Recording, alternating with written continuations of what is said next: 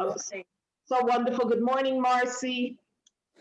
What an honor to have you. Good morning. And you're back. It's a miracle. So today we're sponsoring the class in memory of Rebbetzin Chaya Mushka Schneerson, the Lubavitcher Rebbe's wife, whose yahrzeit is today, the 22nd day of Shvat. So I want to open up with a few stories about the Rebbetzin to appreciate what a true Jewish woman, leader, and Rebbetzin that we had in our lifetime, in our contemporary lives. Rebbetzin Chaim Mushka. She was the daughter of the previous Lubavitcher Rebbe, Rabbi Yosef Yitzchak Schneerson, married the Rebbe, Rabbi Menachem Mendel Schneerson. They had the same last name because they were distant cousins. And when her father passed away, the Rebbe, her husband, was more of an introverted, humble persona and did not want to become the next Rebbe. He had an older brother-in-law who's also a very special fellow, special guy, person. So the Rebbetzin said to her husband, the Rebbe, you have to take over the leadership of Chabad Lubavitch. Why? Because otherwise my father's work, my father's teachings, my father's leadership is gone. Who's going to continue his legacy? So she kind of encouraged the Rebbe to assume the leadership. And because of her, the Rebbe assumed leadership. And in the few stories I want to share, you can actually see why the Rebbetzin was such a great person. She kept a very low profile because she didn't want the honor afforded her as the wife of the Rebbe. Mm-hmm. But a story is told by a Bobiv. You know, Bobiv is another Hasidic sect. And they had who's whistling? Is that from us? Okay. And they had a Bobiv Rebbe also lived in Brooklyn, New York. And there was a group of 10 women who came, survived the Holocaust, got married, and could not conceive children. They were not able to have children. They don't know why, you know. Medicine was not so advanced. So they went to their Rebbe, the Bobiv Rebbe, and they kept saying, give us a blessing, give us a blessing. And then they heard that in the same neighborhood, there's a Lubavitcher Rebbe, a great man. Let's go to him. We're going to go outside of his house. One of us will knock on the door and we'll say, we're 10 women, young married, and we can't conceive, give us a blessing. They were very scared. So one of them was saying, okay, I'll knock on the door. And the other one said, no, I'll go. They all got scared to knock on the door of a Rebbe. Anyway, a car pulls out and a woman comes out and says, can I help you? So they tell her the story. They tell her, they said, you know, we're 10 women here and we can't have children. We want to ask this great Rebbe for bracha. They said the woman took out a pad and pen from her purse and she wrote down their names and she told them about a tremendously great fertility specialist in New York City and told them to go there. Okay, and they left. They didn't know it was the Rebbetzin, a woman. Anyway, she says she doesn't know what happened to the other 9 women, but she decided to take the advice of this woman outside of the Rebbe's house. And she calls the fertility specialist and they give her an appointment in a year because he was one of the biggest specialists. You couldn't get in. So she almost started to cry. So the nurse says, okay, tell me your name. Tell me your name. She tells her her name. She says, 1 minute. You actually have an appointment tomorrow. The Rebbetzin not only gave them the name, she made them appointments. And she went and had a baby. She writes, a daughter, and that daughter gave her 10 children, she said. So 10 grandchildren. So the Rebbetzin, besides being a compassionate, kind, holy woman, she was also, you could see she was a Rebbetzin. Now you know why I don't like to be called Rebbetzin, because a true Rebbetzin is, Margaret, you wanted to say something? I said, come on. No, there's rabbis' wives, which I am, But there's Rebbitzins, which are holy women, prophets, sages, female sages and prophets. That's the Rebbitzin. This was what the Rebbitzin is. And I want to share one more beautiful story, which I love. The Rebbitzin worked in the New York Public Library. She had a position in the research department. And she would drive home every day. At the end of the day, she would pick up the Rebbe and they would go home. And by the way, an interesting thing was when the Rebbe had audiences till 2, 3, 4 in the morning, the house manager, because the Rebbe and Rebbitzin had a house manager, noticed she would wait up for the Rebbe to serve him dinner.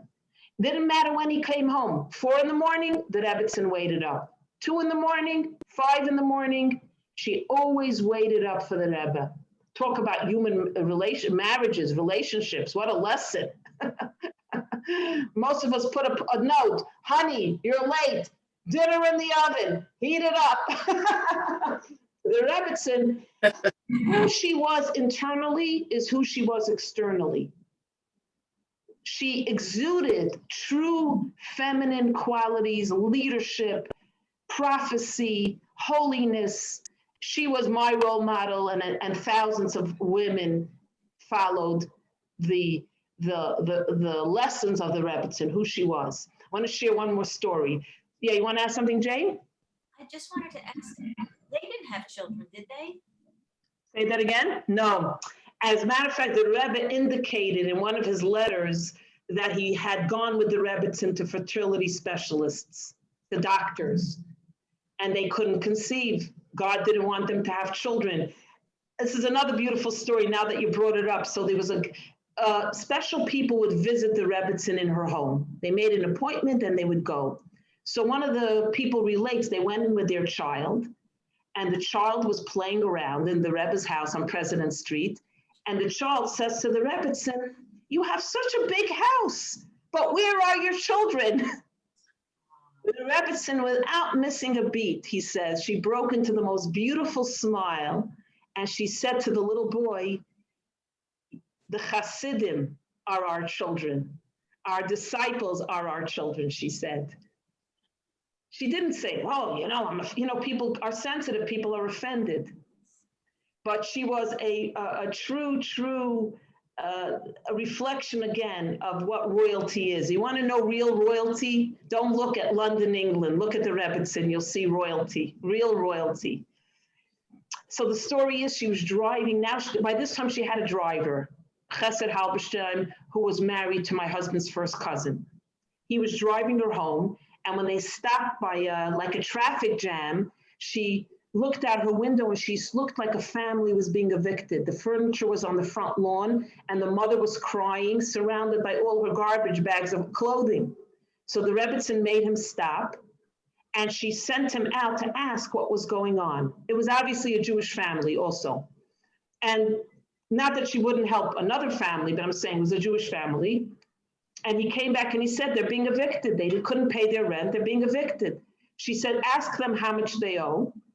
He came back. She had him drive her to her bank. She withdrew a few months' rent, brought it back, gave them cash, and because of her, they were able to continue living in their apartment. Wow. So whatever way you want to look at the Rebbitzin, a woman who gives a blessing for someone to have a child, a woman who helps someone who's on the curb with their packages, a Rebbitzin who saw that her husband has to be the next leader. This is who Rebbitzin Chaim Mushka Schneerson is. And on her yard site, I can only say what I take out of it is that take one thing from the Rebbitzin and incorporate it in your own demeanor, in your own life, how you could be a little bit like her. This is how I always look at her. How could I be more like her? You know, she is my hero, if you want to know, because again, she exemplified true royalty in her relationships, in her way that she dealt with people, in her compassion, in her kindness, her understanding. She was what I call what we say, Eishes Chayil, a woman of valor, and a prophetess of our generation. Yeah, we may not have had a lot of the Rebbitzin types, but one of them is more than enough if you think about it. Having the Rebbitzin was a privilege. a real privilege. When I got married, my mother had a relationship with the Rebbe, and she called her and she gave me my dektichel. You know, when the groom covers the bride's face right before the chuppah, she gave us some cloth that was like a special cloth sheet from her ancestors, and that's what I had at my wedding. It was a very special, you call it a dektichel, which means a covering scarf, So Rebbetzin Chaya Mushka, her neshama should have an aliyah. She should be a good Tibeta for Klal Yisrael, an intervener to bring down here finally Mashiach and the revelation and redemption and the rebuilding of the third Beis Hamikdash. Amen. Let's all say amen. L'chaim to the Rebbetzin. It's water. We have more time. We'll share more stories. I felt instead of giving you a biography, I would tell you more about who she is. I have one more fascinating story. May I? And then we'll go to the Torah portion. Yes. Yes. So they lived in Paris when the Nazis began to invade France. And she and her husband were newlyweds. And there was an attack. And shells were falling. And they were all running to the bomb shelters. So she was walking and she saw a shell was about to hit a man. She pushed him down to the ground and she saved his life. Oh. And later she repeated the story. This is what she said. She said, yes, I saved a Yid, I saved a Jew, but I have to do tshuva because I did push a man to the ground. I did push him, she said. So look how she explains what happened. Who would say that? You'd say, I was a hero. I saved the guy. She said, but I have to repent because I did show the ground, she said. So this also, to me, epitomizes how she perceived herself, not as a hero, but more like, I did shove someone hard, really hard. This is a Rebbetzin. And anybody want to add anything? Say something. Okay, so I find these very inspirational, these stories, because they're real, they're true, and I carry them with me. It's meaningful. Yeah, she said, you know, like I said, how many true role models do we have in our generation who we could emulate in every which way? I'll tell you a story. It doesn't show me in such a good light, but I'll share it with you anyway. So we grew up naming our children after, of course, relatives who passed away, but also after Rebbetzins, Rebbes and Rebbetzins. So when my daughter Mushka, well, two stories. My daughter Mushka was born. This is a funny story. My mother is Chaya, so I couldn't name her after Rebbetzin Chaya Mushka, because my mother is alive. I named her Mushka. I had a very beautiful practice in Westport, Avery Center for Obstetrics, Dr. Shapiro, Dr. Sivak. And we had a very close relationship. We hung up mezuzahs on their new Westport office, which had like 40 exam rooms. So my husband spent an entire day hanging up mezuzahs there because they were two Jewish doctors. So I came back from my next visit and Dr. Shapiro says, Mrs. Hecht, your husband's eyesight is not so great. All the mezuzahs were hung at an angle because the way you hang it is like this, to point into the room. He says, but don't worry, my custodian straightened them all out. They're supposed to be a little tilted. So when he comes to me the next day after I give birth to check up on me, my husband had just named the baby at the Torah reading in our shul at Israel Chabad. And he said, so what did you name the baby? I said, Mushka. He says, no, what did you name your baby? I said, Mushka. So he says to the nurse, I'm going to come back a little later. She's a little woozy. So the nurse said, what a beautiful name. You see, that's the feminine energy. The nurse says to me, what a beautiful name. What does it mean? I said, she's named after Rebbetzin Chaya Mushka, who passed away 2 years ago.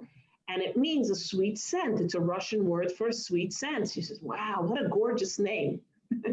And Shapiro later asked me, is that really the name? I said, Dr. Shapiro, that's really the name. He said, oh, okay. So that's the story with Mushka, how I named my daughter Mushka. I think that you are a beautiful example of a Rebbitzin with all you do for everyone, for your family, for everybody else. You care about individuals. You do so much for others. You have a beautiful spirit. You have a sense of humor. Wow. Really, Turning red. but you really do care about people in your heart. So that's in the same vein as the other Rebbitzin that you're talking about. That's my opinion. Yep, I agree. I agree with you, Celia. Beautiful Yep. said. That's And you very, also are brilliant. that's very sweet. So you know, a woman gets on the bus, and the bus driver in Israel says, "No, 5 shekel, 5 shekel." She says, "Oh, if you knew what I had, if you knew what I had." He says, "Oh, okay, lech, you don't have to pay." The bus is mobbed. She pushes, and the guy says, "Ma, what are you pushing?" She says, "If you knew what I had, if you knew what I had." And she keeps pushing and people are giving her like looks, but when they hear it, "Oy vey, okay, yeah." Finally, there's no seat in the back of the bus. So she leans over a young person. She says, "Oh, if you only knew what I had." He says, "Oh, okay, rega," and gives her a seat. And there's one person watching this whole scene unfold. And right before he gets off the bus, he says, Giveret, what do you have already? Tagidli, what do you have? So she breaks out into a huge smile and she says, chutzpah. Yeah, chutzpah. You gotta have a little chutzpah. You know what I have if you know what I have. Okay, a little humor. We always need a little humor. So today, in memory of the Rebbitzin, make a bracha on a piece of food, give a little tzedakah, say a little prayer, anything so that you can dedicate it to the neshama of the Rebbitzin to give her an elevation. Because once the soul leaves the body, the people here on earth, you and I, have the ability to elevate the soul and push it higher and higher through the good deeds we do on the yard site. That's why we celebrate a yard site. That's why you make a kiddush on Shabbos and with a little vodka, because you want the soul to go higher and higher, not because of the vodka. I'm saying you serve a little vodka. So Rebbitzin Chaim Mushka, really beautiful, beautiful Rebbitzin. And we can relate because she lived in our times, you know. So this Torah portion is called, who knows? Anybody? It's named after someone who was a priest, pagan priest, everybody. Pagan priest. Yitro? Yitro. Jethro. Remember Jethro from the Hillbillies? It was a show on TV. Remember the Hillbilly, right? And they found oil on their property and they were like billionaires, but they lived like hillbillies. Ma, Pa, remember that? Okay. Jethro, yes. Yitro. Let me ask you a very strange question. He was the father-in-law of Moses, right? Everybody remember him? Yep. Midianite, Lord, millionaire, leader of the tribes there. A man who was considered a high priest, who knew not a Jewish priest, every pagan religion, every theology, philosophy, Yitro knew. He was an expert on every religion. His daughter meets Moses at the well, remember the whole story, and gets married to Moshe. They have 2 sons. And Yitro, Jethro, the Torah portion is named after him. And you could wonder why. He wasn't part of the Jewish people who left Egypt. He was not one of the Israelites, as we call them. He converted when the Jews came to the Sinai desert. He decided, the Torah tells us, to convert to Judaism and accept the Torah upon himself. So why is the Torah portion called Yisro? Think to yourself, what do you want to, think? Let's share, everybody. Why Was he one of the mainly responsible for teaching Moses about leadership? Excellent. he established a hierarchy of courts, which we'll talk about in a minute. Why else? So you're saying because he established such a good justice system for Moshe, the Torah portion is called after him. Very good. As a matter of fact, Yitro in Hebrew means extra. A whole section of the Torah's portion is dedicated discussing how he helps Moshe establish court systems, justice systems. Because before, Moses was one judge. Could you imagine the backlog? You think you have to wait long at the DMV? Imagine then, Moses was the one and only judge. You had a problem, you needed arbitration, you waited. So because Yeser, a whole Torah portion is added to discuss his idea, the Torah portion is named after him. Very good. Anyone have another reason? Maybe, Yeah, please. maybe because he's such an incredible ally when he didn't have to be. Excellent. And build on that. Well, the Egyptians weren't after him because he wasn't a slave and he didn't have to, and he went with them. So he didn't have to suffer so much, but he chose to. He chose it, where the other ones, or all the rest of the Jews were in it. He chose to be part of the community. Excellent. That's the second reason the Zohar, the Zohar, the book of Kabbalah says, Yisro chooses to join the Jewish people. When they come to the Sinai desert, he chooses to be part of the Jewish people. He wasn't. And he knew every religion. What does that tell you? Educated himself. Say that again. He educated himself and He realized he saw something in the Jewish people that resonated, that was righteous, that was the way he wanted to be. But I think also maybe he wanted to understand people better and understand them and their culture and what's important to them, and be able to be more like empathetic towards them by understanding their religions. exactly. It's like being a wise sort of. Okay. He chose it from a place of real knowledge. Excellent. That's exactly what the Zohar says, building on Jane, Celia, and yourself. The Zohar says, if someone who's an ignoramus chooses Judaism, you go, maybe he's a Meshuggah a little bit.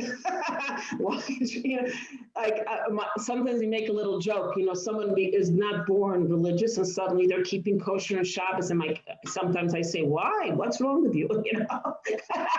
I make a joke. Of course, it's beautiful. Yisro knew every religion. He analyzed, practiced, and was a leader of theology and idolatry. Yet he realizes now that Judaism, Torah, is the way to go. He converts willingly and chooses Judaism above all other isms. So yes, go ahead. Can I tell a quick story or should I wait? I love conversation. Go ahead. Okay, so our former rabbi, Rabbi Tobin, was raised by a minister. He wasn't Jewish. And he was studying theology and he studied the Jewish people. And I mean, I'm making the story very brief. It was this epiphany he had. And he was studying the Jewish people and he said, who are these people? And that's how he knew he had to become a Jew. And he did, and he became a leader. And I just always got chills from that story. Now, was he born Jewish? No, his father was a minister. Beautiful. Yeah. I mean, Rabbi Tobin, you said? Yeah, yes. I didn't know that he was a convert. Yeah, it's funny, people, just quick tangent, people ask about converts. People convert to Judaism, but we're talking about authentic conversion, not they want to marry a Jewish spouse, so they convert, it's convenient, but they're not really practicing. A true convert has to do halachic Torah conversion. So people ask about it. The Torah, the Zohar talks about how every soul has a journey. And the journey of for example, a convert may have started out in a home that wasn't Jewish. other religion, and then that soul, for whatever reason, had to journey and now converts and becomes a Jewish soul, a Jewish person. So it is the journey of the soul that sometimes makes a person be born not Jewish, and then they convert. And we're talking about proper conversion, Torah observant conversion. Not like, oh, I'm Jewish, yeah, because, it was convenient, or I needed to marry somebody, and so on. So it is the journey of the soul. So Yitro, the Talmud says there were 3 reasons he decided to join the Jewish people. Not only because his son-in-law was the leader. He saw the splitting of the Red Sea, the Reed Sea. He saw how the Jews conquered Amalek. When they were traveling out of the desert, the Amalek attacks and the Jews defeat them with the help of God. And thirdly, he saw the Torah. Now, why would these 3 things be the compelling reason for him to convert? The Torah we could understand. But why, when he saw the Amalekim attacking the Jews, that caused him to convert? Quite the contrary. He saw anti-Semitism. He saw hate. Why do I need to be part of those people?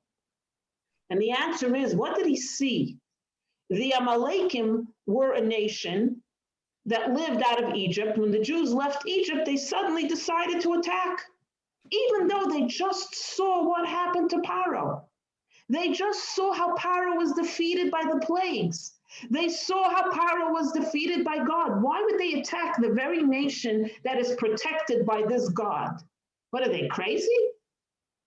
And the answer is, they didn't have a reason. They just had a baseless hatred of Jews. They were anti-Semites. They didn't need a reason. So they attack. We don't need a reason to hate the Jews. We hate them. Like one Jew once asked a non-Jew, why do you hate me? Because I want to hate you. That's anti-Semitism. So what did Yitro see? Yitro, he saw baseless anti-Semitism, which means subconsciously there is a hate that comes from a very deep place, knowing that there's something special about those Jews, knowing that those Jews are connected to God, knowing that those Jews have holiness. And that's the reason I want to be part of those people. Because the true source of anti-Semitism is, it seems baseless. They really don't have a reason. If you're an anti-Semite, why would you hate another human being on earth? It's because subconsciously there's something you resent. There's something you know is different and you can't deal with that. So instead of embracing differences and embracing the spiritual energy that exists in the world, you hate someone who's not like you and you attack to make yourself, you think, feel better in some way. I don't know, I'm not an anti-Semite, thank God. But this is what it is. This is the culture of hatred and anti-Semitism. When Yitro saw this, he said, there's something special about those people. Otherwise, why would be there such baseless hate? There's subconsciously something there that makes these people special. They are a holy people. The second, is that everybody, anyone want to add or say anything? That makes total sense. Maybe that doesn't make sense because it's baseless hatred. That's just a joke. It's a joke. The second thing, he saw the Red Sea split. So he saw, didn't he hear about the 10 plagues? But what he saw is that this is a nation of people. This is a group of people that miracles exist in their lives on a daily basis. A nation, a people that thrive and survive in miracles, I want to be part of them, he says. Recognizing now even that every moment in our lives, there are miracles occur every minute. So when you recognize miracles in your life, I want to be part of those people, he said. A people that embraces miracles, a people that have miracles. Who doesn't want to be part of that? And then the third reason is he saw the Torah. What was so special about the Torah? Shabbos, kosher, another headache, another mitzvah, circumcision. He saw the goodness of the Torah, equality, acceptance, inclusion, compassion, friendship, sharing, caring, unity, justice system. Do not kill, do not steal, do not covet, do not commit adultery. Basic human morality and ethics. He says, that's the life I want to live. A life of humanity, but based on God's values and God's morals, not what society dictates. So when these three things he evaluated, and he realized this is a people I want to be part of in every which way. And that's why he becomes part of the Jewish people. So imagine us who are born into it, how much we have to value. And sometimes it takes a Jethro and a Ruth. Remember the story of Ruth, the Moabite princess who converts to Judaism? She's from a millionaire family. She has everything she wants. She's on the cover of People magazine every day.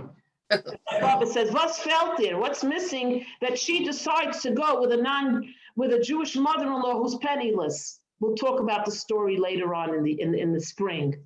The same thing. And we read her story on the holiday of Shavuos when we get the Torah, because the same concept, that when you have it all, you realize sometimes you really don't have it all. Yitro, the richest leader in Midian, the high priest, everyone looked up to Yitro. He converts and he embraces a Jewish way of life. Ruth, the same thing. She embraces a Jewish way of life. So they had material wealth, but they didn't have spiritual wealth. Correct. And sometimes, but Ruth, not only, you see, Yisro didn't really sacrifice his money. He was wealthy later on too. Ruth went from wealth to poverty. So her, it's even a greater sacrifice in a sense. And her mother-in-law even says to her, what are you staying with me, a little old lady? Go back to your father. He's going to treat you royally. You're going to have all the money in the world. You're going to have a good life. But another time about Ruth, it's too short of a time to really analyze why she goes with Naomi. And then you see, she is the great-grandmother of King David. The whole kingdom dynasty comes from this Moabite princess who's a convert. Greatness sometimes comes, by the way, from the most unlikely place. This is from the Kabbalah. No one was going to look at Ruth and say, oh, yes, she's the future great-grandmother of King David. Her? She came from the Moabites, so she converted. Very nice. But King David comes from a convert from Ruth. So it's a very powerful energy. That's what also we touched upon, the journey of the soul. The sparks of greatness sometimes comes in the most unlikely place. You all have those sparks of greatness. You just have to, strike the flint in a sense. So sometimes from the most unlikely place has the greatest energy and the greatest holiness. You never know, It could be the future Rebbetzin, all of you. That's why every human being has their potential, to be great. So going back to Yisro, I just want to touch quickly, what did he do that was so great? He sees Moses and he says, one judge for everyone? Let's set up a hierarchy. You start off with the lower courts. If your problem can't be solved, then you move up to Moses. But let's set up judges from the sages. The Jewish people had intellectual people who were sages, what we call the rabbis, the people who were lawmakers, who knew how to follow the law, and let's set up little courts. And then if there's a big problem, you end up in the Supreme Court of Moses. So Moses first resisted the concept because he felt he was deserting his people, right? So he asks God, and God says, no, follow your father-in-law's idea. Yes, set up courts of law. So Moses sets up the courts of law, all because of Yisro. And Yisro, a whole Torah portion is added because it talks about his idea, his concept of setting up courts of law, justice system. It's like beautiful to see. But Moses is his mind. Why didn't he think of it? Because he said, why should I delegate to others? Like a mother doesn't want anyone else to watch her children. She never gets a babysitter. She never gets a nanny. But it's really defeats the purpose, because if you never breathe in, you can't breathe out, in a sense. You need to delegate at times. All of us who are type A personalities know what I'm talking about. My daughter says, "Ma, you gave me the job, but you're telling me what to do and how to do it, and you're helping me." Perfect. You can all relate to, right? You give your kid the job, you give your husband the job, but then you end up doing it because in your mind, only you could do it. Anyway, anybody can relate to that, or all of you don't delegate ever? Are you kidding? I say to them, okay, you have a problem. This is exactly what you need to do.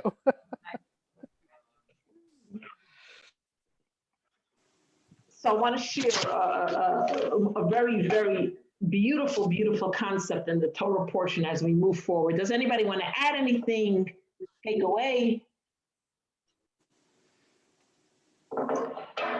So now the Jews are, so the story of Yitro happened either after the giving of the Torah, the commentaries say, because remember we said one of the reasons he joined is because he saw the Torah, he heard about the Torah, or some commentaries say it happened right before the giving of the Torah. Okay, just sharing a little tidbit. So now the Jews are gathered at Sinai. It's the 6th day of Sivan, the 3rd Jewish month. There's thunder, there's lightning. It's very dramatic. The shofar blows, and you hear the voice of God giving the Jewish people the 10 Commandments and the entire Torah. And God says to Moses, right before the giving of the Torah, Kai Saimar lebeis Yaakov v'sagid lebnei Yisrael. This is what you should teach and say to the house of Jacob, and tell it to the people of Israel. Which means God is saying to Moshe, go teach them the Torah. They have the Torah, now you have to teach it. So the commentaries and Rashi jump in and say, what's the repetition? If God is telling Moses, this is what you should tell the house of Jacob, isn't the house of Jacob the people of Israel? Jacob, the son of Isaac, was also called Israel, remember? He was called Jacob in Israel. So the house of Jacob is the people of Israel, the sons of Israel. Everybody understand the question? Why is God saying, tell the people, house of Jacob, and also and tell it to the people of Israel? In other words, teach them the Torah.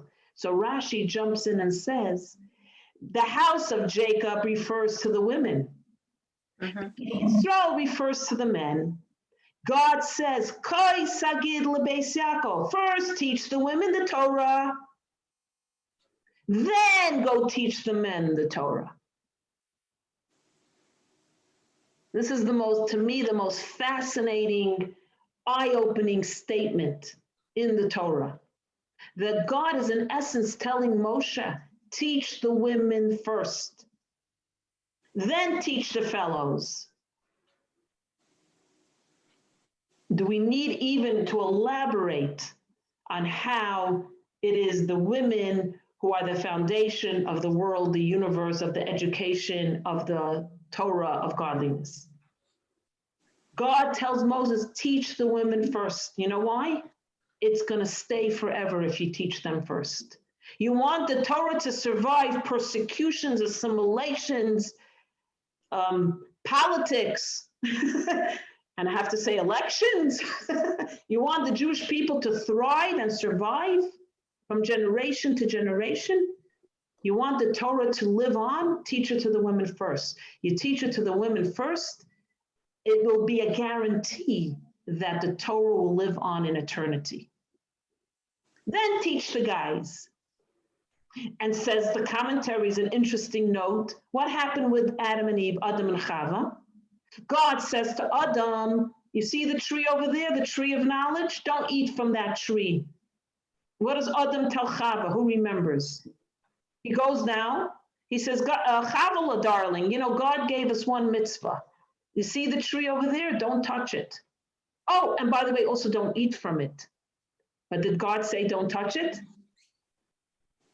God only said don't eat from it. He added his own information. He changed it around a little bit. He figured if she doesn't touch it, she won't eat from it. So the serpent pushes Chava against the tree and nothing happens. He says, you see, Adam lied. He didn't want you to eat from the tree because you'll be smarter than him. It was called the tree of knowledge. So that's why he told you not to touch it and not from eat from it. God never said anything. So the commentaries say, had God told Chava the mitzvah, don't eat from the tree, she would have said, honey, God just told me not to eat from the tree. She would never have added more than God said, because women have a way of conveying information a little differently. Adam thought he's going to be a smart aleck. I'm going to protect my wife. I'm going to tell her not to touch the tree. God never said that. So God says to Moshe, you want it to be transmitted the right way without any extras or misinformation? Tell it to the women, teach it to the women first. Then it's going to last. It's going to be for eternity. And we, who are the educators of our children, of our generation, it is the women really who are the leaders in spirituality, because our neshama, our souls, have a special connection to godliness. That's why, by the way, we don't wear a kippah, we don't wear tzitzit, we don't wear a talis and shul, we don't put on tefillin every day. Why not? Because we have it inside. The external mitzvahs are given to the men because they don't feel that spiritual energy when they wake up in the morning like we do. You know, you ask a new father, does the baby sleep through the night? Of course. Baby sleeps through the night.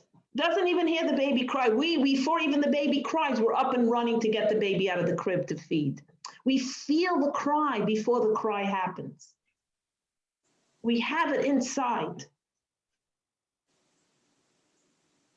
Like my sister and I were both overwhelmed. She with her 9 children, I with 11. We were talking one morning over coffee on the phone. I said, Chani, imagine if you and I had to go to Minyan now and put on tefillin. Could you imagine? We would have a nervous breakdown. Thank God it was given to the husbands. We were discussing mitzvahs. So God tells Moshe, teach the women first. So we can even close the class now because that's it. We have it, we know it. How many women know this, by the way? How many women know that we were the receivers of the Torah first? Not at Sinai. Sinai, everyone got it. But who sat down in the study class? In the study hall. So yeshiva for women was established here, by the way. Women education started in the desert, even way back in Egypt, but we could say officially, to set up yeshivas for women. Come on, guys, ladies, let's go. We have class now with Moshe.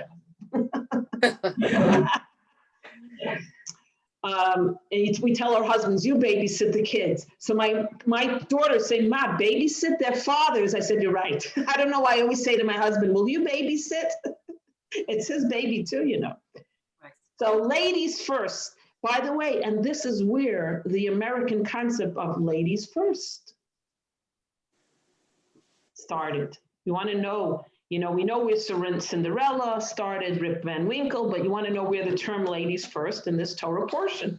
Ladies first. So never doubt that the equality in Jewish life exists, continues to exist, and the whole world was established on this premise. Male and female, equal but different. So hundreds and thousands of proofs hundreds of proofs in the Torah, in the writings. That's why we say I'm a Hasidic feminist, because I'm a feminist, but my feminism is not based on secular ideology. It's based on Torah ideology. Tapping in who I am, I look in the Torah. So how did they actually do the teaching? Since, the men spend all these hours together and, spend days and days. So how did they actually teach the women? The same way they did Moses sat down and gave classes. And Can then you say that again? Because you went out for a second. Moses, the same way as in college education, Moshe sat. Well, remember, so they get it from God. Moses writes the Torah scroll through the hand of God. Now they have the Torah that we look in the synagogue, the parchments. Torahs were written. They were given out, and then Moses sat and taught the laws. Now remember, at Sinai, the oral tradition, which explains the written tradition, was done orally. A typical example, in the written Torah, in the 5 books of Moses, the books are very short, they're very concise, right?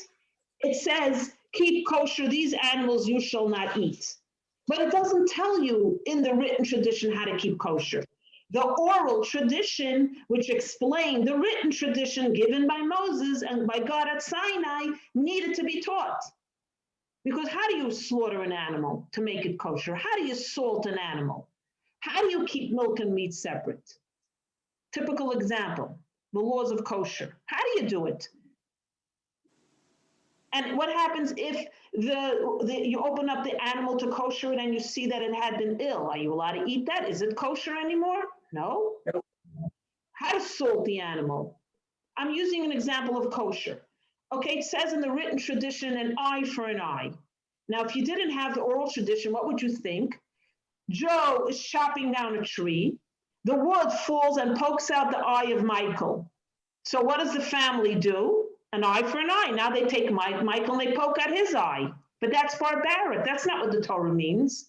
The oral tradition says no, not an eye for an eye physically, an eye for an eye monetarily, damages. Now Michael can't work because he only has one eye, Nebuch. You have to pay $2 million in damages. You have to give him disability. Can't, even though you did it by accident. Or if you did it on purpose, it's even worse. So the oral tradition had to be taught with the written tradition. Now, when the Jews became dispersed all over the world after the destruction of the Second Temple, and there was no central house of education and courts of law anymore, right? The Holy Temple ceased to exist. They took those the sages wrote those big Talmuds. Those big books you see on the rabbi shelves, or if you have them, are the oral tradition written down so that we have it. Otherwise, it would be forgotten. The code of Jewish law is the oral tradition. How to follow the 10 commandments. What does it mean, do not commit adultery? What happens if she's not married and he's married? What happens if she's married and he's not married? What happens if it's consensual? All the laws are in the oral tradition. Now, how did Moshe teach it? He sat down with the sages, taught it to them, and they set up classrooms. And the courts of law were experts in Jewish law. And then they didn't know, they went to Moses, and Moses always many times consulted God. What do I do, God? And God said, oh, you do A, B, and C. So it was a system that was put into place of education. Moshe kibel Torah from Sinai. Moshe got the Torah from Sinai and taught it to the sages, and the sages taught it to the people, and it gets transmitted from generation to generation. And the miracle is it never deviates. The law that was given at Sinai is the law it is today. That's why you have experts who sit and study Torah day and night, and they're the rabbis, they know. And the power of Torah is talking about fertility, infertility. Now, what in those days, they didn't have IVFs and all the treatments. What is permitted now? A man can't conceive. What do? What is permitted according to Jewish law? The Torah experts are able to derive the laws based on the written and oral tradition. That is what it means to be a brilliant Torah scholar. Rabbi Moshe Feinstein, Rabbi Tendler, experts in medicine and Torah. What do you do if someone's on life support? Can you pull the plug? Medical ethics. Should you put a person on life support if they're going to be for life a vegetable? Unless there's a miracle. So Torah is not a ancient wisdom. It's a contemporary wisdom. Can you interbreed animals? Can you now take a donkey and a horse and make a horse dunk, or whatever they call it, dunk horse? All these questions in law, very, very important things. And again, that's why we have rabbis who know and study. Like you go to a doctor. When the doctor says, you have an ear infection, here's penicillin, you say, oh, what's in the penicillin, doctor? I won't take it till you give me the chemical interactions. Oh, it's a mule. Celia, thank you. A donkey horse is a mule, she says. Okay, you see. So this is the power of Torah and the strength of Torah. Does anybody have any other questions? I have another very, very beautiful little thing I want to share with you, which I thought was so powerful, which, by the way, the 10 Commandments are given at Sinai. Now, why were there 2 stones? 2 tablets, which were square, by the way. Maimonides writes that Michelangelo, well, Maimonides doesn't write about Michelangelo. Why does everybody think the 10 Commandments are round on top, oval on top? Because there was a famous artist that wrote oval, but Maimonides and all the other sages write they were actually square.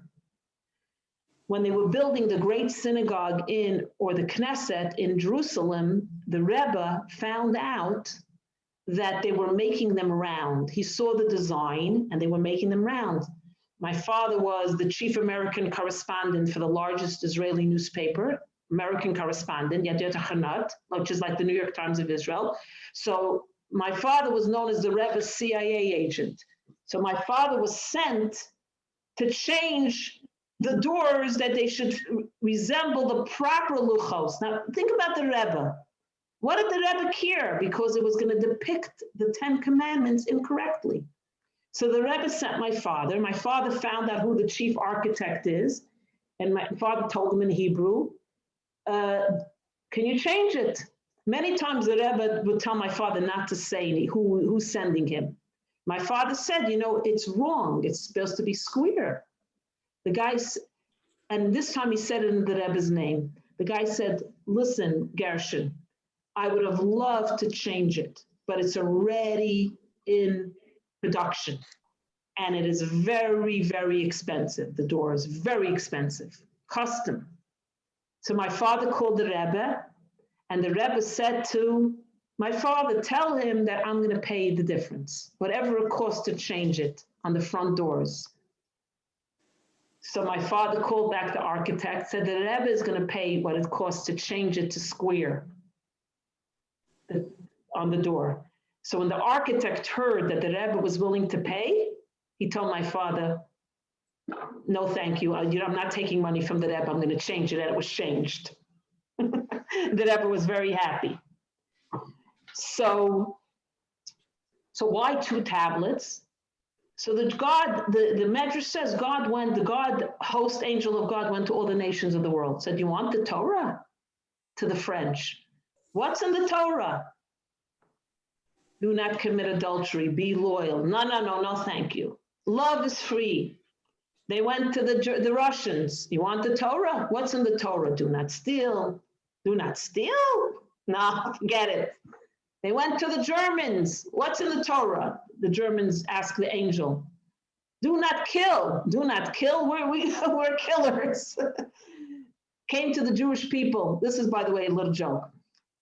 Do you want the 2 tablets? The Jews say, how much does it cost? First tell us how much it costs. The angel says, it's free. Oh, it's free, we'll take 2. That's why there's 2 tablets. It's a joke. No, I have a joke. You want to hear a joke? Yes, I love jokes. Okay, so Mel Brooks, I think the movie was History of the World. And he's Moses, and he's coming down from the mountain, and he has 3 tablets, and he says, here are the 15, and then one of the tablets smashes. He goes, oh, here are the 10 commandments. Very good. By the way, the Jewish comedians are just hysterical. The Jackie Mason, and Mel Brooks, they're just beyond funny. I laugh because they have a Yiddish humor in them, you know? Why do Jews always answer a question with a question? Oh, why? Why not? It's in our DNA. Oh, he was John Rickles? Yeah. So I want to conclude with we have how many minutes? 2 minutes with a very interesting insight about the 10 Commandments. So the whole Torah was given at Sinai, not just the 10 Commandments. The 10 Commandments is like the highlight, you know, like the highlight video now they give you when you have a wedding or a bar mitzvah or a bat mitzvah or a sweet 16, they give you a highlight video. Or like when you go to the movie. I went recently, not so recent, to a movie, and it was such a flop. I told my kids the highlight of the movie was the trailers for the next movie. That's how good the movie was, not. So the trailer. So the 10 Commandments is like the trailer. The 10 foundations of the Torah. By the way, the 10 Commandments, not like somebody said to my husband, Rabbi, you know, they were 10 suggestions. They weren't really commandments. And my husband said, no, they were commandments, not suggestions. This is a new America. 10 Commandments, let's change it to the 10 suggestions. Who knows the 10 Commandments? Let's just share them quickly. And I am Lord your God. You shall have no other gods Before me. Do not take God's name in vain, which means, like, you know, when you miss the basket, when you're playing basketball, don't curse in God's name. Remember the Shabbos, keep Shabbos. Column 5, honor your mother and father. I love that one. 6, column 2, tablet 2, do not kill, do not commit adultery, do not steal, do not bear false witness, do not covet anything of your fellow. Which means don't be jealous of your fellow's possessions, wives, husbands, etc. So it's divided in 2 sections. Section 1 are mitzvahs between man and God. You shall have no other gods is something to do with God, right? But that's not human relations, that's man and God. The other side, do not kill, do not steal, that's human relations. That's to do with you and me, right? So everyone knows column 1 is Bein Adam LaMakom, mitzvahs pertaining to God and man. And the other side is mitzvahs pertaining between man and man. Interesting, right? The world is built on 2 foundations, humanity and godliness. But we tend to read the 10 Commandments down in columns, 1, 2, 3, 4, 5, 6, 7, 8, 9, 10. Now, I saw a very interesting insight. Let's read it vertically across. Number 1 is connected to number 6. Number 2 is number 7. Number 3 is number 8. Number 4 is number 9. Number 5 is number 10. Interesting that you could also read it across. I'm going to demonstrate. 1 is I am the Lord your God, which means we only serve one God. There's one creator, one God, indivisible, one nation under God. Look at the other side. Do not kill. Now, this is a very, very current topic.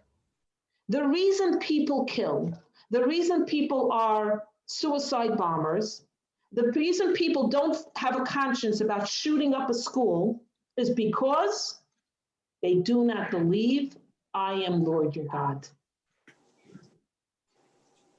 If a person does not believe there is a creator of the world and created every person with a godly soul and values human life, they end up killing because they don't value the concept that every person is created in God's image, that every person is created by God.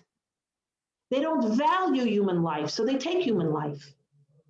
So column 1 really interacts very much with column 2.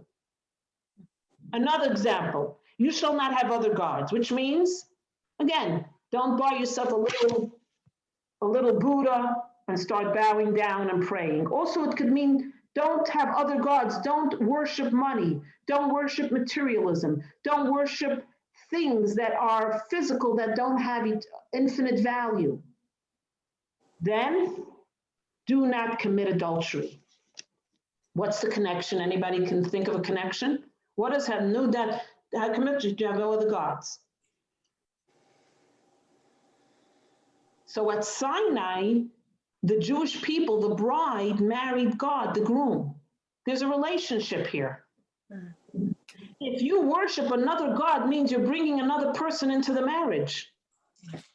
God, you're not enough for me. I need another guy in my life, another God in my life. You're committing adultery metaphorically. If you worship another God or you worship something that materialism, basically you're saying, God, you're not enough. I need someone else in the relationship here.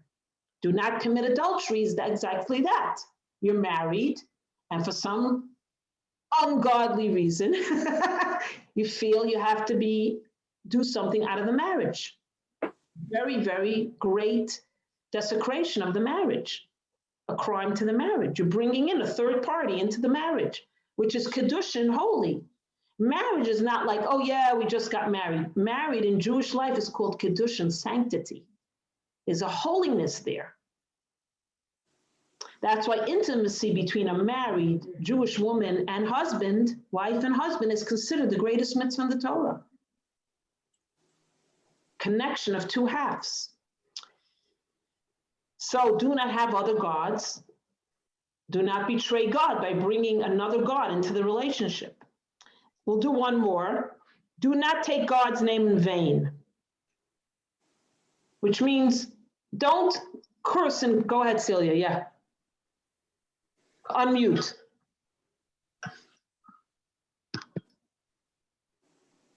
I'm sorry, I want to. Yeah, Go ahead. Go ahead. Go ahead. Ask. Share, please. No, I wanted to wait till you finish this one. Okay, do not take God's name in vain is do not steal. What does one have to the other? This one I actually had to look up. I couldn't figure it out. Anybody can figure it out? This is an interesting angle I never thought of. So the commentaries say, when you do a business deal, you and the other person are in the deal, two business partners, but there's a third entity in the deal, God. God is our partner in everything we do in this world. Everything we do, we have a third partner. God, business, marriage, life, relationships. So if you steal, you betray your business dealings, business partners, then you're also betraying God. You're using God's name in vain. Because the silent partner, though may not physically seem to be present in the deal, is present. And if you betray that, you're taking God's name in vain. You're putting God's name on the contract and you're not following on your contract. Interesting insight, right? Yeah. Yeah. So remember that God is a partner in every business deal. Okay, Celia, what did you want to say? Go ahead. Actually, I'm more interested in hearing the other two than asking my question. Okay, so we'll quickly do the other two because we don't want to go over time. I know people have schedules. Oh, Jane, you wanted to say something? oh no, I wanted to hear the other two also. Okay, remember the Shabbos, keep the Shabbos, and do not bear false witness. Anybody know the connection there? So Shabbos is a testimony to the creation of the universe. 6 days God created, God worked, and the seventh day God rested. So we rest, we abstain from work. So if you do not, in a sense, keep Shabbos or recognize Shabbos in your life, even in a small way, you are bearing false witness. You're saying God didn't really create the world. I can do whatever I want. Why is God the boss? Why can't I work 7 days a week? Just because God rested, I have to rest. Or maybe God didn't even rest. Maybe God didn't even create the world. The Big Bang, the theory of evolution. Who says God created the world? So do not bear false witness means you're denying the truths. You're saying Shabbos doesn't exist. 6 days, God, maybe God didn't even create the world. Who says God? Maybe God sent the angels who created the world. Maybe God sent people to create the world. So Shabbos is an acknowledgement that God is the creator of the universe. Because we don't have time to discuss Shabbos now, but Shabbos is a testimony to the truths of the universe, that God created the world. So do not bear false witness means if you don't acknowledge that, you're a false witness. You're getting up on the witness stand and saying, yeah, he killed her. I saw it. You never saw it. You know, people who are what do you call? They commit perjury. Mm-hmm. Okay, and the last one is, this is also a tough one. Honor your mother and father. Do not covet anything of your fellow. Don't be jealous of someone's possessions, their wives, their husbands, their children, their education, their brilliance, their beauty. Don't be jealous. What does that have to do with honoring your mother and father? Anybody can figure it out? This one, trust me, I had to look some of these up. I myself couldn't figure out the connection. It's Yeah, Kabbalah. well, maybe if you're jealous of all those things, then you're saying that your parents didn't give you enough, or you weren't, so you're not thanking your parents. You're saying, oh, well, you were insufficient because, you know, that kind of thing. Excellent, excellent. As a matter of fact, the Talmud says something a little scary. It says,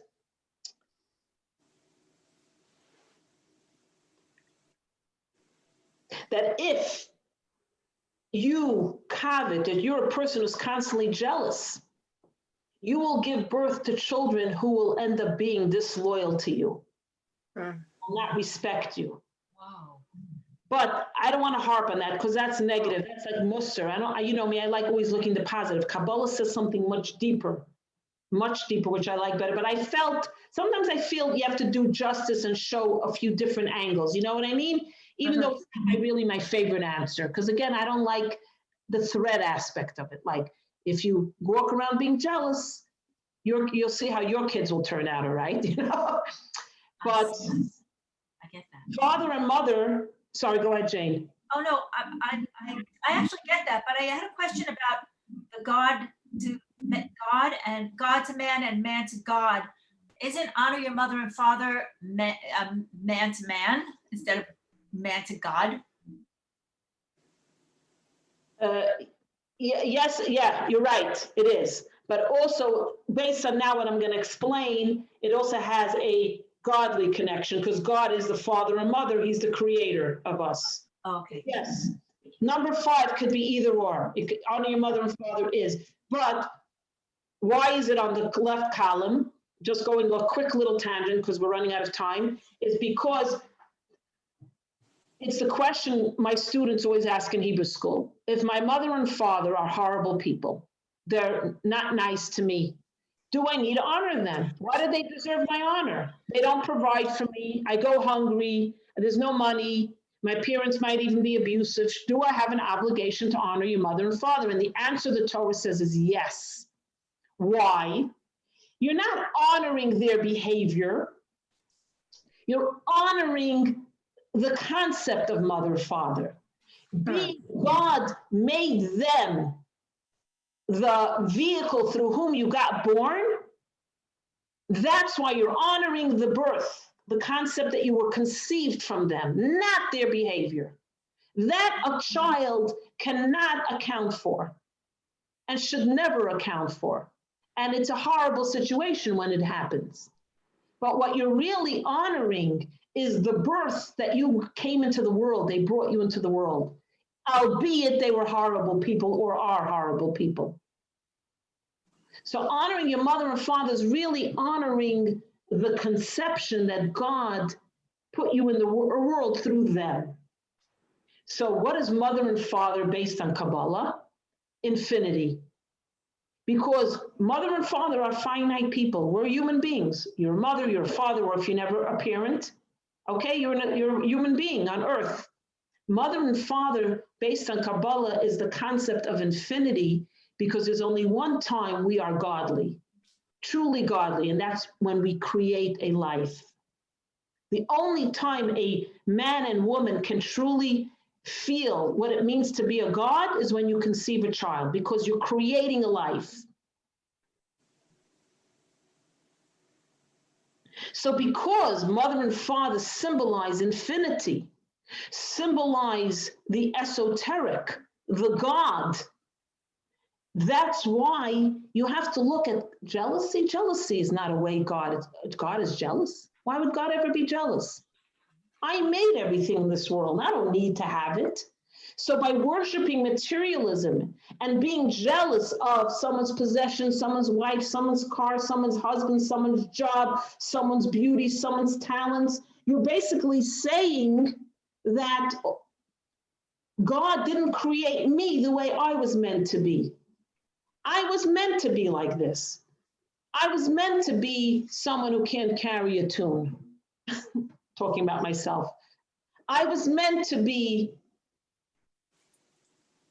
grow up with very little materialism because I have no money.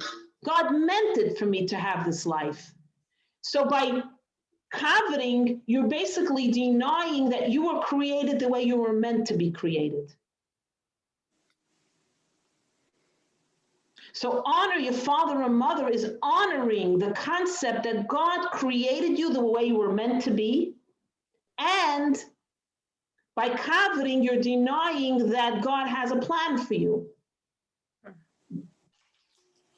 It's a little bit abstract, this concept, but that's, I wish I could explain it better. I'm sorry, I don't know if I'm doing justice. So there's 2 points here. One, by coveting, we deny the mother and father concept that God meant to create us the way we were meant to be. And being we are mother, father, we are godly because we conceived, we created, and that's why we deserve the honor. We're saying basically by being jealous, we're denying that we are godly in nature, in a sense.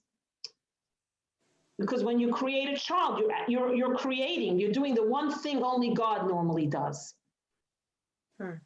Okay, is it clear? Does anybody want to elaborate, maybe be a little bit more clear on that? So now we see that you can read it vertically, number it down, or you could also look how it's all connected. I am the Lord, I'm God, that's why you don't kill. Life is sacred. You didn't create people, God did. God says, do not kill my people, do not kill my people. Life is sacred. And this is something that I tell people all the time. People ask me, how could a kid go into a school and shoot up a bunch of people? Because from birth, you have to instill in your children, and that's not even a guarantee, by the way. There is a God. You are accountable. The fact that parents are taking godliness out of life is a crime to humanity. A moment of silence in the public schools, which the Rebbe pushed. Not that you have to daven moda'ani with everybody. A moment of silence means every student can pray for a moment to God in their own way. But to tell a child, I don't know if there's a God. We don't believe in God. Why do we need God? Is basically taking away the foundation and infrastructure that our children grow up to know, yeah, you know what? There is someone watching me when I shoplift. There is someone who I am accountable to, only to one, God. I'm not accountable to anybody but God. If you ingrain this into your children from birth, again, there's no guarantees. We're living in a crazy world. But that is precisely why we cannot take God out of the picture. We're taking away our children's free choice to define who they are. One mother said, I'm not sending to Hebrew school. I said, why? Because I want my child to be able to choose whether they want to be Jewish or secular. I said, therein lies the problem. You're taking away your child's free choice. Why? I know it's counterintuitive. Why?